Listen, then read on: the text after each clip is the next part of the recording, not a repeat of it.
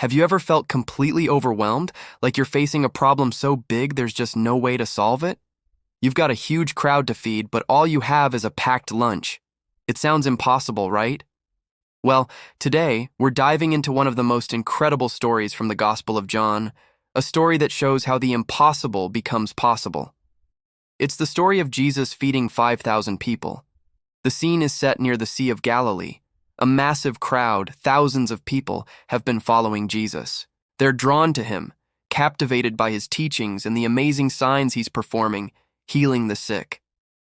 As the day wears on, a very practical problem arises. These people are far from home, out in a remote place, and they're getting hungry. Jesus, ever compassionate, turns to his disciple Philip and asks a simple question. Where can we buy bread for these people to eat? Now, Jesus already knows what he's going to do, but he's testing Philip. He's inviting his disciples to see the situation through a different lens. Philip does the math. He looks at the sheer size of the crowd and the limited resources. His response is pragmatic, grounded in reality. He says, even if we worked for half a year, we wouldn't have enough money to buy just a small bite for each person. You can almost hear the stress in his voice. From a human perspective, the situation is hopeless. There's not enough money, not enough food, not enough anything. Then another disciple, Andrew, Simon Peter's brother, speaks up. He's found a little bit of something. Here is a boy, he says, who has 5 barley loaves and 2 small fish. But he immediately adds, but what are they for so many? It's a tiny glimmer of hope, immediately overshadowed by the massive scale of the need.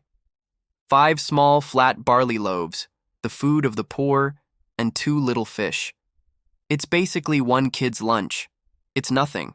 It's statistically insignificant in the face of 5,000 hungry men, not to mention the women and children who were also there.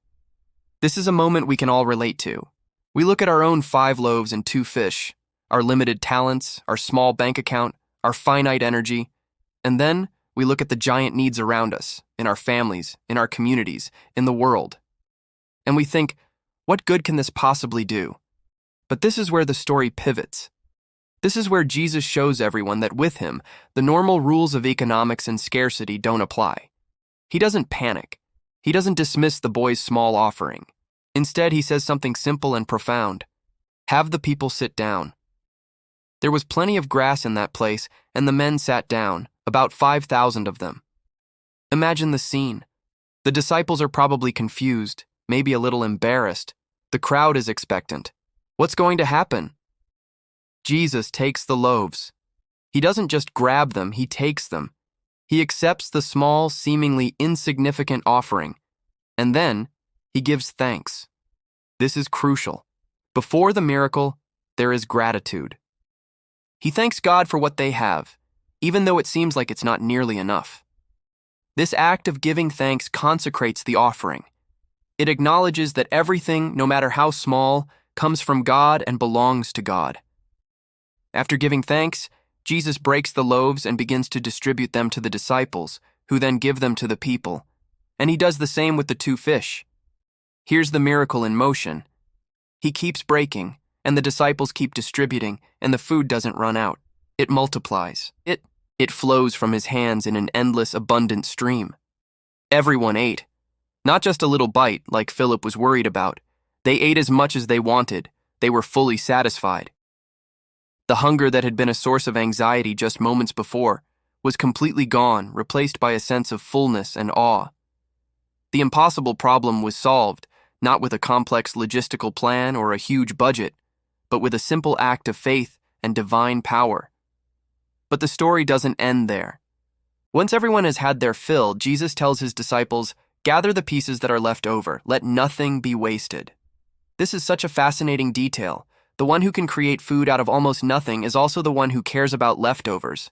This speaks volumes about stewardship and God's design. There is no waste in God's economy. Every blessing is precious. So the disciples go around and collect the leftovers. And how much is left? They filled 12 baskets with the pieces of the 5 barley loaves that were left over by those who had eaten. 12 baskets. They started with a boy's lunch that could barely fit in one bag, and they ended up with 12 baskets full of leftovers after feeding thousands of people. The sheer abundance is staggering. It's a sign that with Jesus, we don't just get enough, we get more than enough. His provision overflows. The 12 baskets are also symbolic, perhaps representing the 12 tribes of Israel or the 12 disciples, showing that God's provision is for all his people. The crowd's reaction is immediate. When they saw this incredible sign, they said, "Surely this is the prophet who is to come into the world." They recognized that this was no ordinary man. This was someone with divine authority, someone sent from God. They were so convinced, in fact, that they wanted to come and make him king by force. They saw a king who could solve their physical problems, who could provide food and security. But Jesus' mission was much deeper than that. He knew their hearts, and he withdrew to a mountain by himself. He wasn't there to be a political king who just filled their stomachs. He had come to be the king who fills their souls. This story is about so much more than a free meal. It's a living parable. Jesus isn't just a provider of bread, he is the bread of life. Later in this same chapter of John, Jesus explains this very clearly. He tells the crowd, "Do not work for food that spoils, but for food that endures to eternal life, which the Son of Man will give you." He says, "I am the bread of life. Whoever comes to me will never go hungry, and whoever believes in me will never be thirsty." The feeding of the 5,000 is a powerful sign pointing to a deeper spiritual reality. Our greatest hunger isn't for physical food. It's a hunger for meaning, for hope, for forgiveness, for a relationship with our Creator. And Jesus is the only one who can satisfy that hunger, completely and forever. So what does this mean for us today?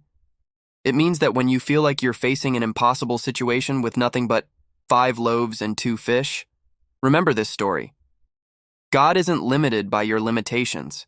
He asks you to bring what you have, no matter how small it seems. Offer your time, your talent, your resources to him. Give thanks for it. And then watch what he does. He can multiply your small offering in ways you can't even imagine to meet the needs around you. It also means that our deepest longings will never be satisfied by the things of this world.